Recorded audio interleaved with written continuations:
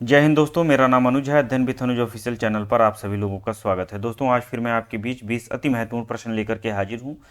ये बहुत ही महत्वपूर्ण प्रश्न है, ध्यान से देखिएगा। आइए शुरू करते हैं। पहला प्रश्न है, निम्नलिखित में से किस अनुच्छेद के अंतर्गत भारत के महान्यायवादी का उल्लेख किया गया है? तो भारत के संविधान का अनुच्छेद 79 बताता है कि भारत में एक महान्यायवादी होगा। ऑप्शन आपका ए वाला सही है। अनुच्छेद 49 में राष्ट्रपति के निर्वाचन संबंधी प्रावधान है। राष्ट्रपति के निर्वाचन संबंधी प्रावधान अनुच्छेद 54 में है। अनुच्छेद 80 में राज्यसभा की संरचना का वर्णन है। राज्यसभा की संरचना का वर्णन अनुच्छेद 80 में है। और भारतीय संविधान का अनुच्छेद 48 कृषि और पशुपालन के संगठन की बात करता है। कृषि और पशुपालन के संगठन की बात करता है। अनुच्छेद 79 में भारत के महान्यायवादी का उल्लेख है। अनुच्छेद 54 में राष्ट्रपति के निर्वाचन संबंधी प्रावधान है। अनुच्छेद 80 में राज्यसभा की संरचना, अनुच्छेद 48 में कृषि और पशुपालन के संगठन की बात कही गई है। दूसरा प्रश्न है, छिपकलियों का अध्ययन क्या कहलाता है? छिपकलियों का अध्ययन सॉरीकल्चर कहलाता है। ऑप्शन आपका ए वाला सही होगा। ऑफियोलॉजी में सर्पों का अध्ययन किया जाता है। सर्पों का अध्ययन। ऑर्निथोलॉजी में पक्षियों का अध्ययन करते हैं। पक्षियों का अध्ययन करते हैं। सिस्मोलॉजी में भूकंप का अध्ययन किया जाता है।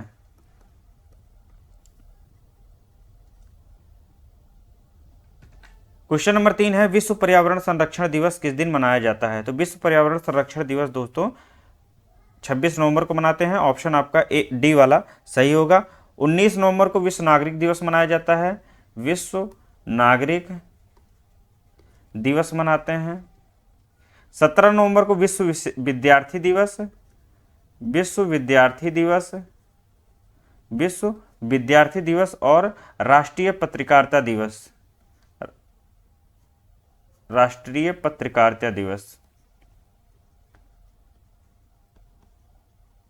राष्ट्रीय पत्रकारिता दिवस 17 नवंबर को मनाया जाता है। और 21 नवंबर को विश्व टेलीविजन दिवस मनाते हैं। विश्व टेलीविजन दिवस मनाते हैं। क्वेश्चन नंबर 4 है, केंद्रीय वनस्पति अनुसंधान संस्थान कहां पर स्थित है? केंद्रीय वनस्पति अनुसंधान संस्थान दोस्तों लखनऊ में स्थित है। ऑप्शन आपका ए वाला सही होगा। बंगलुरु में भारतीय खगोल संस्थान स्थित है। भारतीय खगोल संस्थान बंगलुरु में स्थित है। जमशेदपुर में राष्ट्रीय धातु विज्ञान प्रयोगशाला है। राष्ट्रीय धातु विज्ञान प्रयोगशाला है। जलगोड़ा में केंद्रीय ईंधन अनुसंधान संस्थान है। केंद्रीय ईंधन अनुसंधान संस्थान। केंद्रीय वनस्पति अनुसंधान संस्थान लखनऊ में स्थित है। बंगलुरु में भारतीय खगोल संस्थान है। जमशेदपुर में राष्ट्रीय धातु विज्ञान प्रयोगशाला है। जलगोड़ा में केंद्रीय ईंधन अनुसंधान संस्थान स्थित है। 5वां प्रश्न है, निम्नलिखित में से वेल्थ ऑफ नेशन की रचना किसने की थी? तो वेल्थ ऑफ नेशंस लिखा है एडम स्मिथ ने। ऑप्शन आपका डी वाला सही होगा। सैमुअल हर्श की एक पुस्तक है price of power, price of power, price of power. Newton ने लिखी है प्रिंसिपिया, प्रिंसिपिया। प्लेटो की एक पुस्तक है दोस्तों रिपब्लिक, रिपब्लिक। फिर से मैं बता दे रहा हूँ, wealth of Nations Adam Smith ने लिखी है। सैमुअल हर्श ने प्राइस ऑफ पावर लिखी है। न्यूटन ने प्रिंसिपिया लिखी है। और प्लेटो द्वारा लिखी गई पुस्तक रिपब्लिक है। एवरेस्ट के शिखर पर पहुंचने वाली प्रथम भारतीय महिला कौन थी? एवरेस्ट को फतह करने वाली प्रथम भारतीय महिला थी बछेंद्री पाल। ऑप्शन आपका बी वाला सही होगा, बछेंद्री पाल। कर्णम मल्लेश्वरी ओलंपिक में कोई भी पदक जीतने वाली प्रथम भारतीय थी और ये महिला थी। इन्होंने ओलंपिक में कांस्य पदक जीता था। कुमारी रीता फारिया मिस वर्ल्ड बनने वाली पहली भारतीय थी। मिस वर्ल्ड का खिताब जीतने वाली पहली महिला रीता फारिया जी थी। और आरती शाह ने इंग्लिश चैनल को तैयार कर पार किया था। इंग्लिश चैनल इंग्लिश चैनल तैरकर पार करने वाली प्रथम भारतीय महिला आरती साहा जी थी। फिर से मैं एक बार पढ़ करके सबको समझा दे रहा हूँ। कर्णम मल्लेश्वरी ओलंपिक में सबसे पहली भारतीय महिला थी जिन्होंने कोई भी मेडल लेकर के आई, जो कि कांस्य पदक था। बछेंद्री पाल एवरेस्ट शिखर फतह करने वाली प्रथम भारतीय महिला थी। रीता फारिया जी मिस वर्ल्ड का खिताब जीतने वाली प्रथम भारतीय महिला थी। और आरती साहा ने सबसे पहले इंग्लिश चैनल पार करके विश्व रिकॉर्ड बनाया था। नेक्स्ट क्वेश्चन पर आते हैं। निम्नलिखित में से मशीन गन का आविष्कार किसने किया था? दोस्तों, मशीन गन का आविष्कार किया था जेम्स पकल ने। ऑप्शन आपका सी वाला सही होगा, जेम्स पकल। मोबाइल फोन का आविष्कार मार्टिन कूपर द्वारा किया जाता है। मोबाइल फोन का आविष्कार किसने किया था? तो मार्टिन कूपर ने किया था। एच कैमरलिंग ने सुपर कंडक्टर की खोज की थी। सुपर कंडक्टर का आविष्कार किसने किया था? तो एच कैमरलिंग ने किया था।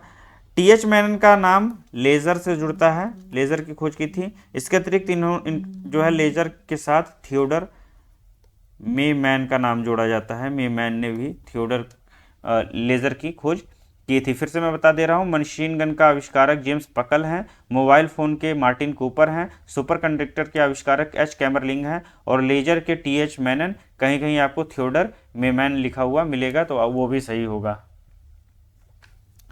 नेक्स्ट क्वेश्चन है, निम्नलिखित में से फिंगरप्रिंट एवं निदान केंद्र कहाँ पर स्थित है? तो दोस्तों, यह जो है हैदराबाद में स्थित है। ऑप्शन आपका ए वाला सही होगा। डीएनए फिंगरप्रिंट एवं निदान केंद्र हैदराबाद में स्थित है। ऑप्शन आपका ए वाला सही है। मोहाली में दोस्तों राष्ट्रीय कृषि खाद्य जैव प्रौद्योगिकी संस्थान है। राष्ट्रीय कृषि खाद्य जैव प्रौद्योगिकी संस्थान, राष्ट्रीय कृषि खाद्य जैव प्रौद्योगिकी संस्थान मोहाली में स्थित है। राष्ट्रीय प्रतिरक्षा विज्ञान संस्थान नई दिल्ली में है। राष्ट्रीय प्रतिरक्षा विज्ञान संस्थान नई दिल्ली में है। राष्ट्रीय प्रतिरक्षा विज्ञान संस्थान नई दिल्ली में है। पुणे में आपका राष्ट्रीय कोशिका विज्ञान केंद्र है। राष्ट्रीय कोशिका विज्ञान केंद्र पुणे में है। हैदराबाद में आपका डीएनए फिंगरप्रिंट एवं निदान केंद्र है। मोहाली में राष्ट्रीय कृषि खाद्य जैव प्रौद्योगिकी संस्थान है। नई दिल्ली में राष्ट्रीय प्रतिरक्षा विज्ञान संस्थान है। पुणे में राष्ट्रीय कोशिका विज्ञान केंद्र स्थित है।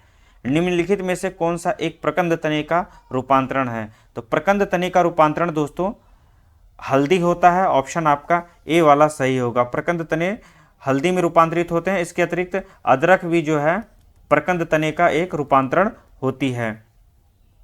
आलू दोस्तों कंद तने का रूपांतरण होता है। आलू कंद तने का रूपांतरण होता है। आलू किस तने का रूपांतरण होता है? तो कंद तने का रूपांतरण होता है। प्याज सल्ककंद तने का रूपांतरण होता है। बंडा और बंडे के साथ जो है बंडा और केसर या धनकंद तने का रूपांतरण होता है। एक बार फिर से मैं समझा दे रहा हूं आपको। प्रकंद तने का रूपांतरण हल्दी और अदरक है। कंद तने का रूपांतरण आलू है। सल्क कंद तने का रूपांतरण प्याज है। धनकंद तने का रूपांतरण बंडा और केसर होता है। ऑप्शन आपका ए वाला सही होगा। सितार वाद्य यंत्र के संबंध में निम्नलिखित में से कौन सा कथन सत्य है? तो सितार वाद्य यंत्र के संबंध में दोस्तों ऑप्शन डी सही होगा। यह यांत्रिक ऊर्जा को ध्वनि ऊर्जा में परिवर्तित करता है। यदि आपके हाथ में सितार है, आप उसको बजाते हैं तो उसमें ध्वनि ऊर्जा उत्पन्न होती है। ऑप्शन आपका डी वाला सही होगा। सौर ऊर्जा को विद्युत ऊर्जा में कौन परिवर्तित करता है? सौर ऊर्जा को विद्युत ऊर्जा में परिवर्तित करने वाला उपकरण सौर सेल है। सौर सेल क्या करता है? सौर ऊर्जा को विद्युत ऊर्जा में परिवर्तित करता है। विद्युत ऊर्जा को ध्वनि ऊर्जा में परिवर्तित करने वाला लाउड स्पीकर है। लाउड स्पीकर विद्युत ऊर्जा को ध्वनि ऊर्जा में परिवर्तित करता है। और ध्वनि ऊर्जा को ध्वनि ऊर्जा को विद्युत ऊर्जा में माइक्रोफोन परिवर्तित करता है। माइक्रोफोन। ध्वनि ऊर्जा को विद्युत ऊर्जा में माइक्रोफोन परिवर्तित करता है और विद्युत ऊर्जा को ध्वनि ऊर्जा में लाउड स्पीकर परिवर्तित करता है। भारतीय संविधान के किस भाग में निर्वाचन संबंधी प्रावधानों का उल्लेख किया गया है? तो भारतीय संविधान का जो भाग 15 है, इसमें अनुच्छेद 324 से लेकर के 324 से 329 तक निर्वाचन संबंधी प्रावधानों का उल्लेख किया गया है। ऑप्शन आपका ए वाला सही होगा। भाग 20 में दोस्तों, भाग 20 में अनुच्छेद 360 में भारतीय संविधान संशोधन का उल्लेख है। भारतीय संविधान संशोधन का उल्लेख है। भाग 20 में अनुच्छेद 38 में भारतीय संविधान संशोधन का उल्लेख किया गया है। भाग 17 में राजभाषा का उल्लेख है। राजभाषा का, जो कि अनुच्छेद 343 से लेकर के 351 के मध्य वर्णित हैं। भाग 17 में राजभाषा का उल्लेख है, जो अनुच्छेद 343 से लेकर 351 के मध्य वर्णित हैं। भाग 5 में दोस्तों संघ के बारे में बताया गया है, संघ के विषय में बताया गया है, जो कि अनुच्छेद 52 से लेकर के 151 के मध्य वर्णित है। फिर से मैं बता दे रहा हूँ, भाग 15 में आपका निर्वाचन आयोग है, जिसमें अनुच्छेद 354 से लेकर के 329 तक निर्वाचन संबंधी प्रावधानों का उल्लेख किया गया है।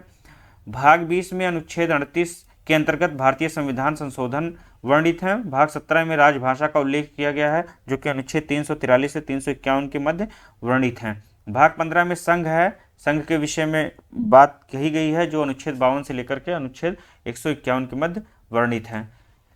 12वां प्रश्न है आपका, निम्नलिखित में से कौन सी झील उत्तराखंड में अवस्थित है? तो उत्तराखंड में अवस्थित झील दोस्तों राकसताल है। ऑप्शन आपका बी वाला सही होगा।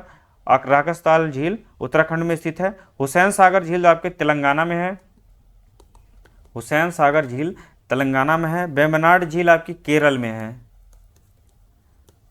केरल में वेम्बनाड झील है। और राजसमंद राजस्थान में है। राजस्थान में है। फिर से मैं एक बार बता दे रहा हूं दोस्तों, आपका उत्तराखंड में जो है राकसताल झील है। ऑप्शन आपका बी वाला सही होगा। हुसैन सागर झील तेलंगाना में है। वेम्बनाड झील केरल में है। और राजसमंद झील आपकी राजस्थान में है। अरुणाचल प्रदेश से संबंधित दर्रा कौन सा है? अरुणाचल प्रदेश से संबंधित दर्रा दोस्तों दीफू दर्रा है। ऑप्शन आपका डी वाला सही होगा। दीफू दर्रा अरुणाचल प्रदेश में स्थित है। लिपुलेख दर्रा, लिपुलेख दर्रा उत्तराखंड में स्थित है। लिपुलेख दर्रा उत्तराखंड में स्थित है। नाथुला दर्रा दोस्तों सिक्किम में है। नाथुला दर्रा सिक्किम में है। और रोहतांग दर्रा आपका हिमाचल प्रदेश में स्थित है। हिमाचल प्रदेश में स्थित है। फिर से एक बार बता दे रहा हूँ, अरुणाचल प्रदेश में स्थित दीफू दर्रा है। लिपुलेख दर्रा उत्तराखंड में है। नाथुला दर्रा सिक्किम में है। और रोहतांग दर्रा हिमाचल प्रदेश में है। क्वेश्चन नंबर 14 है, निम्नलिखित में से किस देश की मुद्रा नगुल्ट्रम है? तो दोस्तों नगुल्ट्रम भूटान की मुद्रा है। भूटान की राजधानी थिम्पू है। भूटान की राजधानी थिम्पू है। श्रीलंका की राजधानी दोस्तों जयवर्धनपुरा है। जयवर्धनपुरा है। और इसकी जो मुद्रा है श्रीलंकन रुपया है। कनाडा की राजधानी है ओटावा। यहाँ पर डॉलर चलता है। डॉलर यहाँ की करेंसी है। क्यूबा की राजधानी है हवाना। और यहाँ की जो मुद्रा है वह है पीसो। फिर से मैं बता दे रहा हूँ, श्रीलंका की राजधानी जयवर्धनापुरा है। और यहाँ की जो करेंसी है रुपया है। भूटान की राजधानी थिम्पू है। यहाँ की मुद्रा नगुल्ट्रम है। कनाडा की राजधानी ओटावा है। यहाँ की मुद्रा होगी आपकी डॉलर। और क्यूबा की राजधानी हवाना है। यहाँ पर प्रयोग की जाने वाली मुद्रा पीसो है। निम्नलिखित में से किस देश के संविधान से नीति निदेशक तत्व उद्धृत किए गए हैं? तो नीति निदेशक सिद्धांत जो है कहाँ से लिए गए हैं? तो ये आयरलैंड से लिए गए हैं। ऑप्शन आपका ए वाला सही होगा। ब्रिटेन से बहुत सारी चीज़ें ली गई हैं, जिनमें प्रमुख रूप से संसाधनात्मक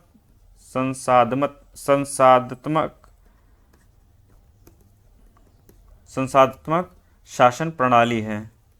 संसाधनात्मक शासन प्रणाली ब्रिटेन से ली गई है। यूएसए से मौलिक अधिकार लिए गए हैं। और रूस से मौलिक कर्तव्य लिए गए हैं। मौलिक कर्तव्य रूस से लिया गया है। दोस्तों बहुत सारी चीज़ें हैं जो अलग अलग देशों के संविधान स्रोत से जो है भारतीय संविधान में जुड़ी हैं, तो आप लोगों को मैं लेकर के आता रहूँगा, आप लोग भी पढ़ लीजिएगा। ये कुछ महत्वपूर्ण जो है स्रोत हैं जिसके बारे में मैंने यहाँ उल्लेख किया है, आप लोग याद कर लीजिएगा। भारतीय संघ के घटक राज्यों और संघ शासित राज्यों का उल्लेख भारतीय संविधान की किस अनुसूची के अंतर्गत किया गया है? तो यह प्रथम अनुसूची में वर्णित है। ऑप्शन आपका ए वाला सही होगा। भारतीय संघ के घटक राज्यों और संघ शासित राज्यों का उल्लेख प्रथम अनुसूची में है। द्वितीय अनुसूची में दोस्तों भारतीय राज्य व्यवस्था के विभिन्न पदाधिकारियों को प्राप्त होने वाले वेतन भत्ते और पेंशन संबंधित बातों का उल्लेख किया गया है। तृतीय अनुसूची में विभिन्न पदाधिकारियों के पद ग्रहण के समय शपथ लेने के बारे में है। पद ग्रहण के समय शपथ संबंधी प्रावधान है। और छठी अनुसूची में असम, मेघालय, त्रिपुरा, मिजोरम राज्यों के जनजातीय क्षेत्रों के प्रशासन के बारे में प्रावधान है। असम, मेघालय, त्रिपुरा और मिजोरम के जनजातीय क्षेत्रों में प्रशासन संबंधी प्रावधान छठी अनुसूची के अंतर्गत किया गया है। फिर से एक बार मैं बता दे रहा हूं कि प्रथम अनुसूची में भारतीय संघ के घटक राज्यों और संघ शासित राज्यों का उल्लेख है। द्वितीय अनुसूची में भारतीय राज्य व्यवस्था के विभिन्न पदाधिकारियों को प्राप्त होने वाले वेतन भत्ते और पेंशन का उल्लेख किया गया है। तृतीय अनुसूची में विभिन्न पदाधिकारियों द्वारा पद ग्रहण के समय ली जाने वाली शपथ का वर्णन है। और छठी अनुसूची में असम, मेघालय, त्रिपुरा, मिजोरम राज्यों के जनजातीय क्षेत्रों में प्रशासन के बारे में प्रावधान किया गया है। निम्नलिखित में से कौन सा बल का मात्रक है? दोस्तों बल का मात्रक न्यूटन होता है। ऑप्शन आपका सी वाला सही होगा, न्यूटन। एम्पियर दोस्तों विद्युत धारा का मात्रक होता है। विद्युत धारा का मात्रक एम्पियर होता है। कैंडेला होता है ज्योति तीव्रता का मात्रक। ज्योति तीव्रता का एसआई मात्रक कैंडेला होता है। ज्योति तीव्रता का एसआई मात्रक कैंडेला होता है। सभी एसआई मात्रक ही हैं, कंफ्यूज मत होइएगा। वर्ग मीटर दोस्तों क्षेत्रफल का मात्रक होता है। वर्ग मीटर क्षेत्रफल का मात्रक होता है। क्षेत्रफल का मात्रक। बल का मात्रक न्यूटन होता है। विद्युत धारा का मात्रक एम्पियर होता है। ज्योति तीव्रता का मात्रक कैंडेला होता है। क्षेत्रफल का मात्रक वर्ग मीटर होता है या मीटर स्क्वायर होता है। नेक्स्ट क्वेश्चन पर आते हैं। निम्नलिखित में से किसने रेडियो एक्टिविटी की खोज की थी? रेडियो एक्टिविटी की खोज करने वाले हेनरी बेकरल थे। ऑप्शन आपका ए वाला सही होगा। इन्होंने 1896 में रेडियो एक्टिविटी की खोज की थी। मैडम क्यूरी ने रेडियम की खोज की थी। रेडियम की खोज की थी 1898 में। अल्बर्ट आइंस्टीन ने दोस्तों सापेक्षता का सिद्धांत प्रतिपादित किया था। सापेक्षता का सिद्धांत अल्बर्ट आइंस्टीन ने प्रतिपादित किया था 1909 में। माइकल फैराडे ने विद्युत चुंबकीय प्रेरण सिद्धांत दिया था। विद्युत चुंबकीय प्रेरण सिद्धांत किसने दिया था? माइकल फैराडे ने 1831 में। हेनरी बेकरल ने रेडियो एक्टिविटी की खोज 1896 में की। मैडम क्यूरी ने रेडियम की खोज 1898 में की। अल्बर्ट आइंस्टीन ने सापेक्षता का सिद्धांत 1905 में दिया। माइकल फैराडे ने विद्युत चुंबकीय प्रेरण सिद्धांत 1831 में दिया था। 19वां प्रश्न है आपका, निम्नलिखित में से कौन सा उपकरण ध्वनि की तीव्रता मापने के लिए प्रयोग किया जाता है? तो जो ध्वनि की तीव्रता का मापक उपकरण है, ऑप्शन आपका सी वाला सही होगा, ऑडियोमीटर। एरोमीटर में वायु एवं गैसों का भार तथा घनत्व ज्ञात करते हैं। वायु एवं गैसों का भार तथा घनत्व एरोमीटर में ज्ञात किया जाता है। अमीटर में दोस्तों विद्युत धारा का मापक है अमीटर। एनीमोमीटर होता है हवा की शक्ति और गति मापने के लिए। यह उपकरण हवा की शक्ति और गति मापता है। दोस्तों इस वीडियो का अंतिम प्रश्न है, निम्नलिखित समितियों में से किस एक का संबंध प्रतिभूति घोटाले से है? तो प्रतिभूति घोटाले से संबंध है जानकी रमन समिति का। ऑप्शन आपका सी सही होगा। स्वामीनाथन समिति का गठन जनसंख्या नीति बनाने के लिए किया गया था। जनसंख्या नीति बनाने के लिए। दंतवाला समिति का संबंध बेरोजगारी का अनुमान लगाने के लिए किया गया था। बेरोजगारी का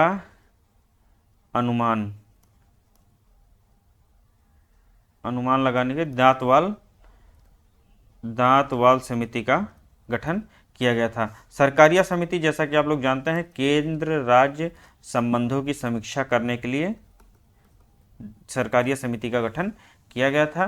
तो दोस्तों ये थे 20 महत्वपूर्ण प्रश्न, आप लोग इन्हें देख लीजिएगा। यदि किसी तरह का कोई प्रश्न है तो आप कमेंट बॉक्स में कमेंट कर सकते हैं। मिलते हैं अगले वीडियो में। जय हिंद।